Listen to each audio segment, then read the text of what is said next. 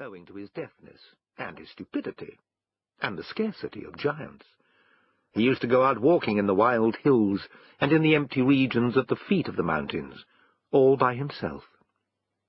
One fine summer's day, this giant went out for a walk, and wandered aimlessly along, doing a great deal of damage in the woods.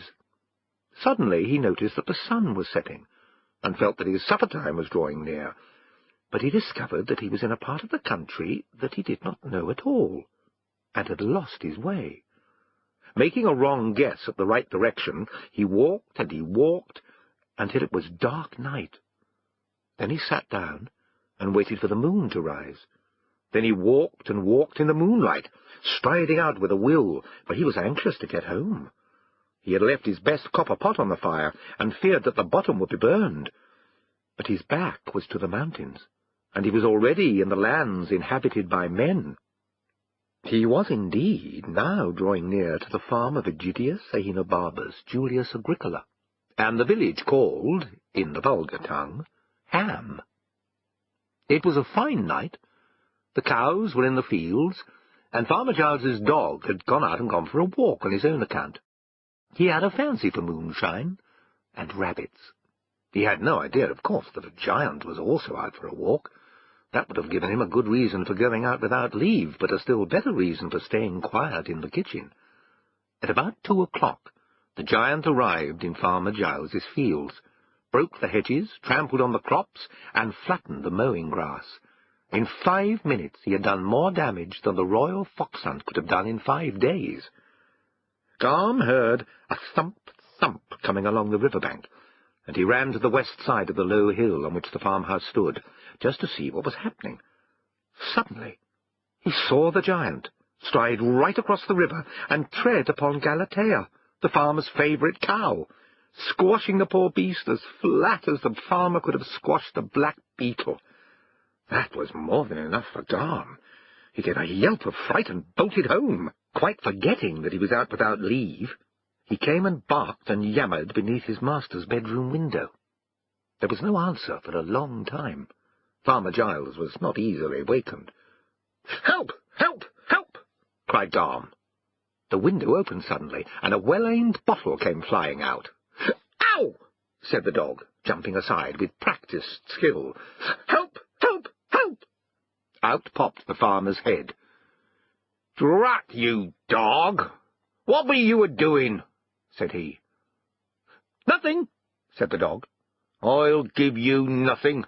I'll flay the skin off you in the morning," said the farmer, slamming the window. "Help! Help! Help!" cried the dog. Out came Giles's head again. "I'll kill you if you make another sound," he said.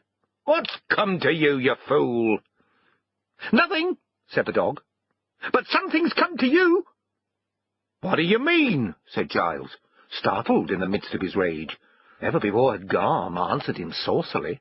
"There's a giant in your fields, an enormous giant, and he's coming this way," said the dog. "Help! Help! And he's trampling on your sheep. He has stamped on poor Galatea, and she's as flat as a doormat. Help! Help! And he's bursting all your hedges, and he's crushing all your crops. You must be bold and quick, master, or you will soon have nothing left. Help!" Garm began to howl. "Shut up," said the farmer, and he shut the window. "Lord a mercy," he said to himself, and though the night was warm, he shivered and shook. "Get back to bed and don't be a fool," said his wife, "and drown that dog in the morning. There is no call to believe what a dog says. They'll tell any tale when caught truant or thieving." "Maybe, Agatha," said he, "and maybe not. But there's something going on in my fields, or Garm's a rabbit. That dog was frightened. And why should he come yammering in the night when he could sneak in at the back door with the milk in the morning?" "Don't stand there arguing," she said. "If you believe the dog, then take his advice. Be bold and quick." "Easier said than done," answered Giles, for indeed he believed quite half of Garm's tale. In the small hours of the night, giants seem less unlikely. Still, property is property, and Farmer Giles had a short way with trespassers that few could outface. So he pulled on his breeches and went down into the kitchen, and took his blunderbuss from the wall. Some may well ask what a blunderbuss was. Indeed, this very question, it is said, was put to the 4 wise clerks of Oxenford, and, after thought, they replied, "A blunderbuss is a short gun with a large bore, firing many balls or slugs, and capable of doing execution within a limited range without exact aim, now superseded in civilized countries by other firearms." However, Farmer Giles's blunderbuss had a wide mouth that opened like a horn, and it did not fire balls or slugs, but anything that he could spare to stuff in. And it did not do execution, because he seldom loaded it, and never let it off. The sight of it was usually enough for his purpose, and this country was not yet civilized, for the blunderbuss was not superseded. It was indeed the only kind of gun that there was, and rare at that.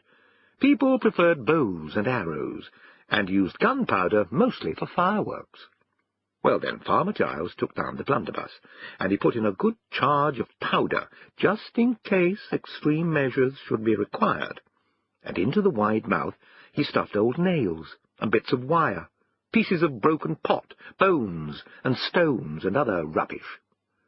Then he drew on his top boots and his overcoat, and he went out through the kitchen garden. The moon was low behind him, and he could see nothing worse than the long black shadows of bushes and trees. But he could hear a dreadful stamping, stumping, coming up the side of the hill.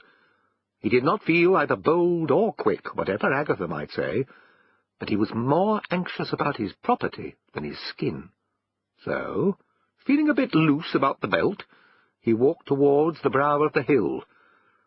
Suddenly, up over the edge of it, the giant's face appeared, pale in the moonlight, which glittered in his large round eyes. His feet were still far below, making holes in the fields. The moon dazzled the giant, and he did not see the farmer. But Farmer Giles saw him, and was scared out of his wits.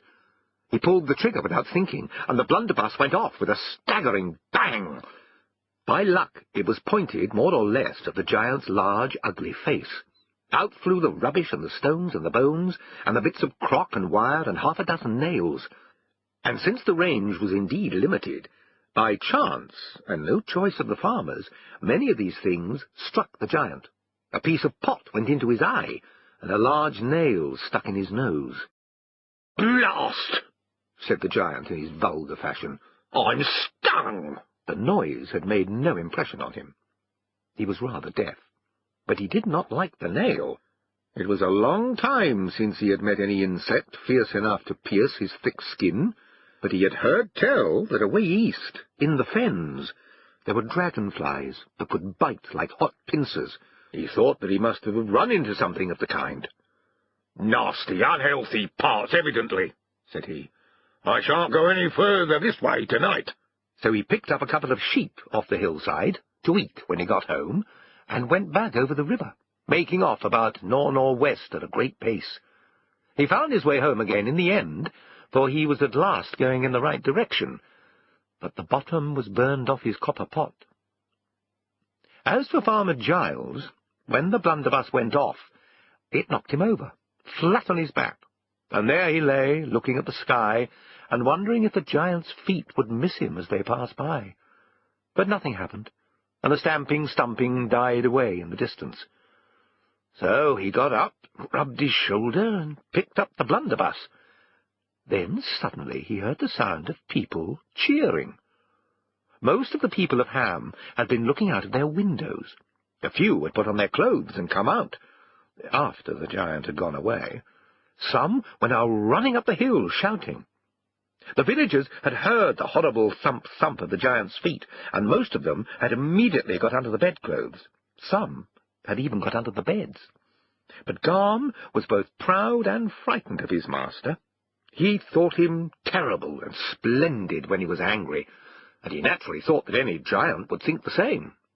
So, as soon as he saw Giles come out with the blunderbuss, a sign of great wrath as a rule, he rushed up to the village, barking and crying, "Come out! Come out! Come out! Get up! Get up! Come and see my great master! He is bold and quick! He's going to shoot a giant for trespassing! Come out!" The top of the hill could be seen from most of the houses. When the people and the dog saw the giant's face right above it,